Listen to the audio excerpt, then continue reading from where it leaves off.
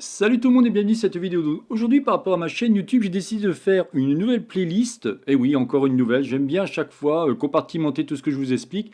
Et cette fois-ci, c'est un problème que j'avais rencontré. Je me suis dit, mais comment je vais m'en sortir? Alors là, ce que je vais vous montrer, c'est extrêmement simple, mais il faut vraiment extrapoler cela et vous dire, bah tiens, comment je vais pouvoir me projeter par rapport à une scène où il y aurait 1 million de matériaux. Ce qui m'intéresse, en fin de compte, c'est que vous pouvez voir, on a, alors je vais vous mettre plutôt, voilà, ce genre de scène, par exemple. Vous voyez, on a tout ça. Imaginez que vous avez, je ne sais pas moi, 50 produits de partout, 50 matériaux, textures et ainsi de suite, et vous souhaitez tout supprimer dans votre scène. Pourquoi j'ai besoin de faire ça? Parce qu'en fin de compte, je suis en train de préparer une formation sur Twinmotion 2024-2025 et j'avais besoin de récupérer tout un ensemble de une scène qui a été faite complète sur Blender et je voulais tout supprimer au niveau des matériaux. On peut aller même plus loin, hein. On peut supprimer tout ce qui est lumière, tout ce qui est caméra, tout ce qui est HDRI. On peut aller beaucoup plus loin par rapport à ça. Comment puis-je faire cela? Ben, évidemment, j'ai vu pas mal de choses sur Internet. Il vous dit, bon, bah, alors on peut cliquer ici, supprimer les éléments, et à chaque fois. Mais imaginez, s'il faut que je le fasse pour, je ne sais pas, si, mettons, j'ai 500 matériaux ou 500 objets dont il y a des matériaux, ça serait l'horreur. Donc, qu'est-ce qu'il faut faire pour cela? On peut, par exemple, venir ici, venir dans ce qu'on appelle Orphan Data, et cliquer sur Purge si on a, par exemple, des matériaux qui n'auraient pas été utilisés. Mais c'est pas ce que je veux. Moi, ce que je veux, c'est repartir de zéro. C'est pour ça que j'ai fait exprès de vous mettre ici des primitives de type mesh. J'ai fait exprès ici de mettre une curve. Ici, j'ai un surface et ici, j'ai une metaball. Et là, j'ai du texte. Ce qui va m'intéresser, c'est quoi? C'est que pour commencer, c'est comment je pourrais supprimer tout ce qui va être, je dis bien supprimer, hein, tout ce qui va être matériaux, texture par rapport une primitive de type mesh. Et bien là, il va falloir, en fin de compte, passer par une autre fenêtre. Donc là, il va falloir venir au niveau de la fenêtre et vous cherchez Text Editor. Quand vous venez ici, alors je vais repartir de zéro, voilà. Vous avez ce genre de choses. Qu'est-ce qu'on peut faire avec ça? Bien, on va pouvoir en fin de compte créer du code. Et ce qui va m'intéresser, c'est vous montrer que grâce à du code Python, puisque en fin de compte Blender, il faut savoir qu'il a été conçu en C++, et toutes les extensions, ou ce qu'on appelle aussi les add-ons, sont faits en Python. Et bien, je vais vous montrer un tout petit bout de Python de ce qu'on peut faire par rapport à ça. On va cliquer déjà pour commencer sur New. En premier, ce que je vais faire ici un dièse et je vais dire suppression de toutes les matières. Ensuite, ce qui va m'intéresser, c'est importer un module qui va me permettre de gérer à la fois les objets, les matériaux, les textures, les lumières, les caméras, tout ce qui est environnement Blender, et ainsi de suite. C'est assez simple, on va taper ici import, qui veut dire importer, et je vais taper B, P, Y. Juste ça. Rien de plus.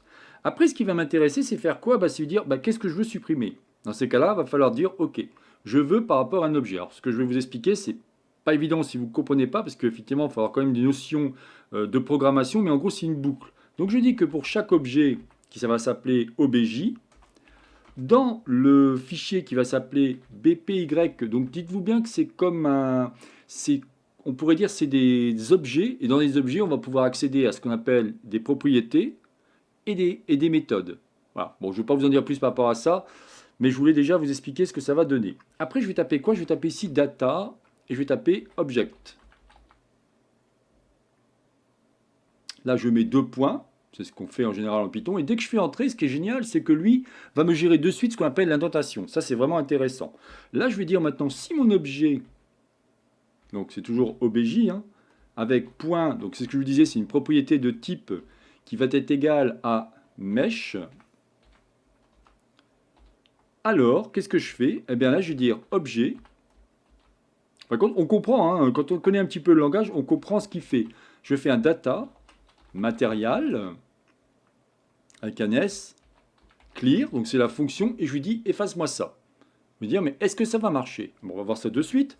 Donc déjà ici, j'ai créé ce qu'on appelle une boucle. Donc je fais à chaque fois un dièse. J'ai créé ici une boucle qui permet de lire